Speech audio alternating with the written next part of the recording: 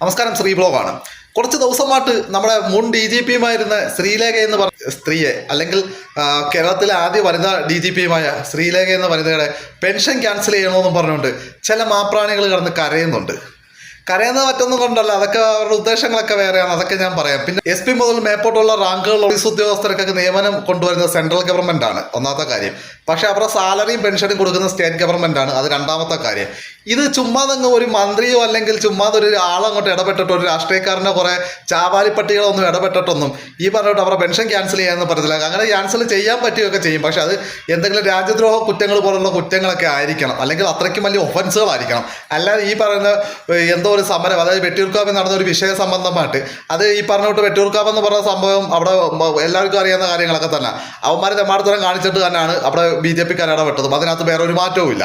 അപ്പോൾ അത് സംബന്ധമായിട്ട് ഒരു സമരം നടക്കുകയും അവിടെ പോടാ പുല്ലേ പോലീസ് എന്ന് അങ്ങനെ എന്തോ ഒരു വാക്ക് ഉപയോഗിച്ച്, മുൻ ഡി ജി പിയുടെ വാക്കിൽ നിന്നും അതൊന്നും വരാൻ പറ്റാത്ത വാക്കുകളാണെന്നൊക്കെയാണ് പറയുന്നത്.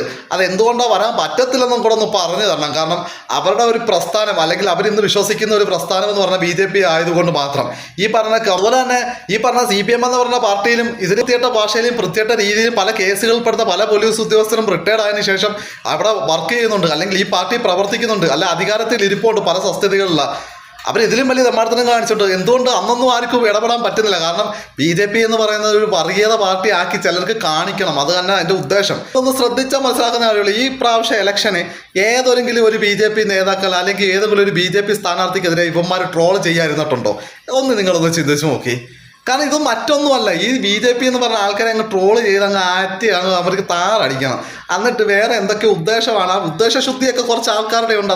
അതൊക്കെ ഞാൻ കുറച്ച് കഴിയുമ്പോൾ ഞാൻ പറഞ്ഞു, ആ ഉദ്ദേശശുദ്ധിയൊക്കെ ബി ജെ പിയിൽ വിദ്യാഭ്യാസവും അല്ലെങ്കിൽ അവർക്ക് അതിനുള്ള യോഗ്യതയുമുള്ള ആൾക്കാരാണ്. പക്ഷെ തിരിച്ച് ഇന്നിരിക്കുന്ന MLA അല്ലെങ്കിൽ മന്ത്രിമാർ ഏതെങ്കിലും ഒരുത്തരം അക്ഷരാഭ്യാസമുള്ളോ വിദ്യാഭ്യാസമുള്ള ആരെങ്കിലും ഉണ്ടോ? വിദ്യാഭ്യാസ മന്ത്രിക്ക് വിദ്യാഭ്യാസം എന്തെങ്കിലും ഉണ്ടോ? നിങ്ങളൊന്ന് ചിന്തിച്ച് നോക്കി. അതുപോലെ തന്നെ എത്രയോ കാര്യങ്ങൾ. അതുപോലെ തന്നെ ഈ ബി ജെ പിയെ സപ്പോർട്ട് ചെയ്ത് സംസാരിച്ചു കഴിഞ്ഞാൽ ആരൊക്കെ താറടിക്കുമെന്നോ അല്ലെങ്കിൽ ആരൊക്കെയോ രാജ്യം കടത്തുമെന്നോ ഒക്കെ അങ്ങനെ ഒരു പഴഞ്ചൊല്ലൊക്കെ ഞാൻ കേട്ടിട്ടുണ്ട്. അങ്ങനെ ചെയ്ത കാലവും ഉണ്ട്, അതൊക്കെ ശരിയാണ്.